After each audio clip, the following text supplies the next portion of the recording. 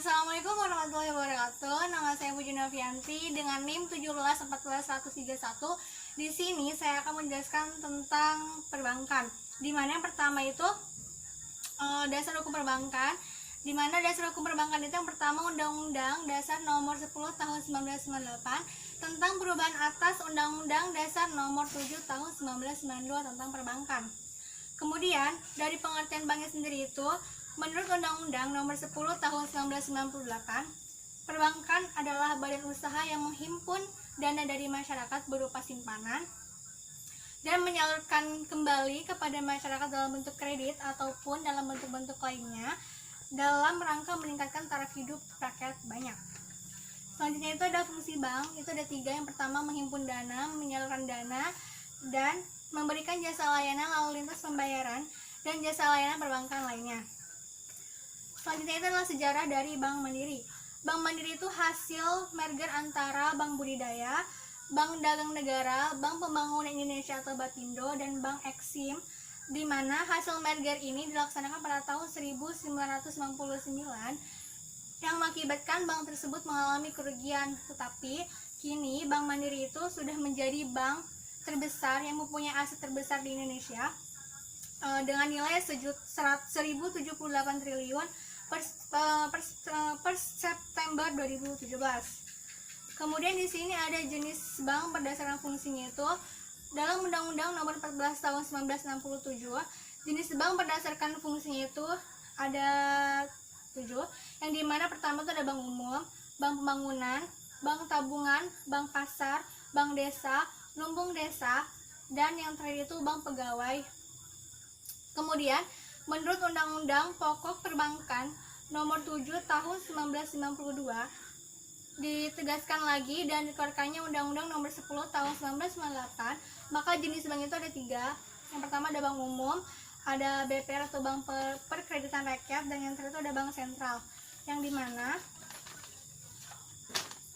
secara definisi, bank umum itu bank yang melaksanakan kegiatan usaha secara konvensional atau berdasarkan prinsip syariah yang dalam kegiatannya memberikan jasa dalam lalu lintas pembayaran. Kemudian, bank BPR itu adalah Bank Perkreditan Rakyat. Menurut Undang-Undang Nomor 10 Tahun 1998 adalah bank yang melakukan kegiatan usaha secara konvensional atau berdasarkan prinsip syariah yang dalam kegiatannya tidak memberikan jasa dalam lalu lintas pembayaran. Kemudian di BPR sendiri itu ada larangan. Pertama itu tidak boleh atau tidak diperkenakan ikut clearing serta transaksi valuta asing. Selanjutnya itu ada bank sentral. Bank sentral itu adalah bank yang bersifat tidak komersional seperti bank umum dan BPR. Bank sentral ini dipegang oleh BI atau Bank Indonesia. Menurut Undang-Undang Nomor 23 Tahun 1999 Bab 3 Pasal 7, tujuan BI itu adalah untuk mencapai dan memelihara kestabilan rupiah.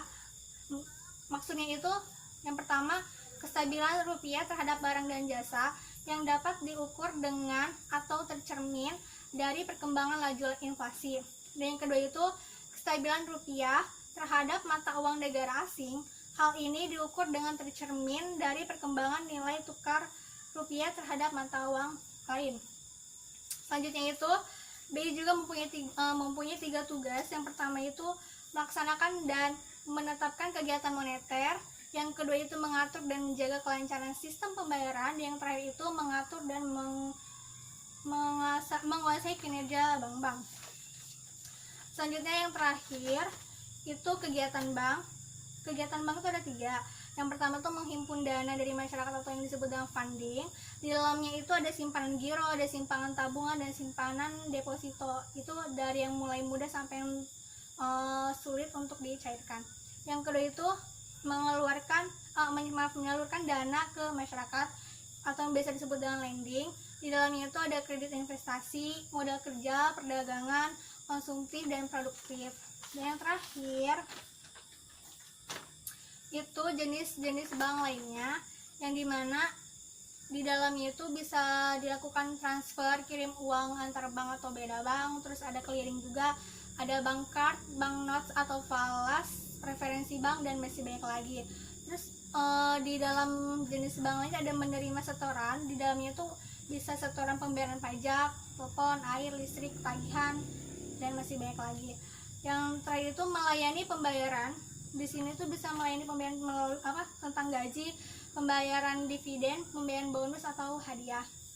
Kemudian di dalam pasar modal perbankan dapat memberikan atau menjadi yang pertama itu penanggung, wali amanat, perantara perdagangan efek, dan pedagang efek.